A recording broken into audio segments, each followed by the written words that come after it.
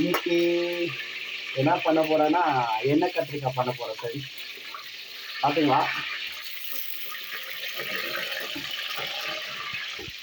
First கத்திரிக்காய் நல்லா cut பண்ணிட்டு எண்ணெயில் வறுக்கணும்.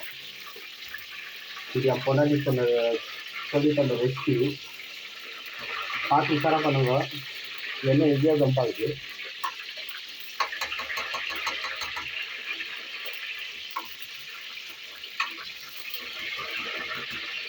இது நல்லா வதங்கணும், அதனால் கொஞ்ச நேரம் வெயிட் பண்ணணும். இது நல்லா வதங்கிடுச்சு. இப்போ எடுத்துட்டு ஒரு போல் எக்ஸ்ட்ரா பண்ணிக்கணும். நல்லா ப்ரௌனிஷாக வரணும். இந்த ப்ரௌனிஷ் வரணும்.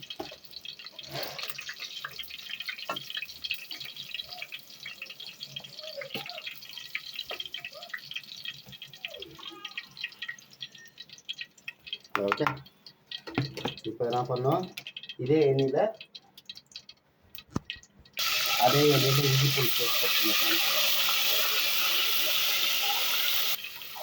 கொஞ்சம் உப்பு போட்டிங்கன்னா ஜல்தி ப்ரௌன் ஆகும். அதனால்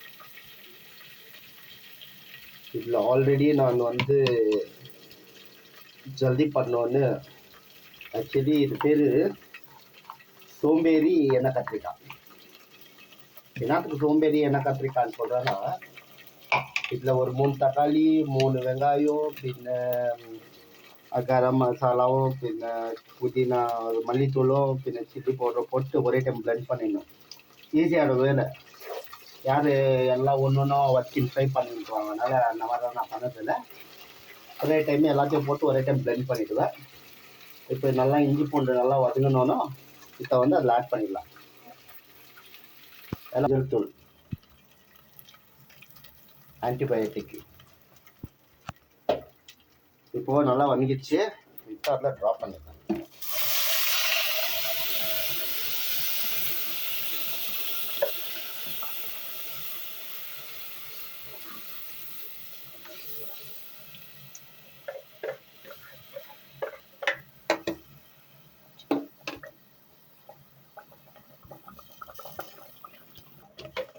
தண்ணியோட லைட்டாக மசாலா, இவ்வளோ தான் ஃப்ரெண்ட்ஸ். இப்போ இது நல்லா பச்சை வாசனை போகிற வரைக்கும் நல்லா ஃப்ரை ஆகட்டும்.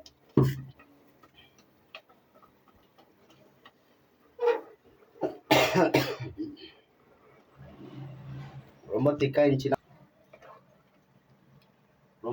இருந்துச்சுன்னா கொஞ்சம் லைட்டாக தண்ணி ஊற்றிக்கலாம். எண்ணெய் கத்திரிக்காய் எப்பவுமே திக்காக இருந்தால் தான் நல்லாயிருக்கும். அதனால் இப்போ பாருங்கள், இந்த திக் கன்சிஸ்டன்சி வரணும். இப்படி திக்காக இருக்கணும். பை த வே, இன்னைக்கு என்னத்துக்கு நான் சமையல் பண்ணிக்கிறேன்னா, ஒரு மாதமாக நான் ஏன் சமையல் பண்ணிக்கிறேன்னா, இப்போ தான் எங்களது செகண்ட் பேபி ஒன்று ஆச்சு, பையன் பாப்பா.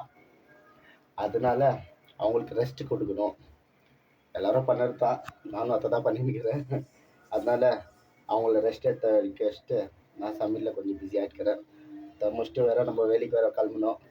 அதனால் எவ்வளோ ஜல்தி ஆகுதோ அவ்வளோ ஜல்தி முடிச்சுட்டு வேலைக்கு கிளம்பலாம். அதே மாதிரி ஃப்ரெண்ட்ஸ், நீங்களும் உங்கள் ஒய்ஃப்க்கு சப்போர்ட் பண்ணுங்க. இந்த மாதிரி வேலையில் பாவம் மாதம் மென்ஸ்ட்ரேஷன் இருக்கும், ரொம்ப கஷ்டப்படுவாங்க. நம்ம தான் பார்த்து அவங்களுக்கு ஹெல்ப் பண்ணணும், கூட இருந்துக்கணும். நம்மளை நம்பின்னு வந்துக்கிறாங்க, நம்ம தான் பார்த்துக்கணும். வேறு யாரும் இல்லை பார்த்துக்கிறதுக்கு. எல்லாருக்கும் ஒரு என்ன சொல்வேன்னா, இந்த பீரியட் டைமில் ஆகட்டும், பாப்பா டெலிவரி டைமில் ஆகட்டும், நாம் தான் அம்மா மாதிரி அவங்கள பார்த்துக்கணும். அதனால் இட்ஸ் அ டிப். நல்லா பார்த்து எல்லோரும் பழகிக்கோங்க. ஜெனரலி ஆம்பளை பிள்ளைக்கும் ஃப்யூச்சருக்கு இதெல்லாம் ரொம்ப ஹெல்ப் ஆகும். அதை தான் பண்ணியிருக்கிறேன்.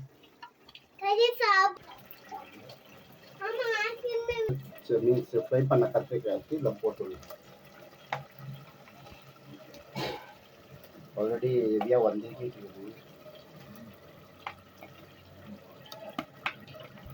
நல்லா இப்படி போட்டு இந்த கத்திரிக்காயில் மிக்ஸ் பண்ணிட்டீங்கன்னா எண்ணெய் கத்திரிக்காய் ரெடி. சுட சுட சாப்பாடுக்கு வச்சு சாப்பிடலாம்னா செம்மையாக இருக்கும். பாருங்க, இன்னும் கொஞ்சம் நேரம், ஒரு 5 minutes ரெடியாக இருக்கும்.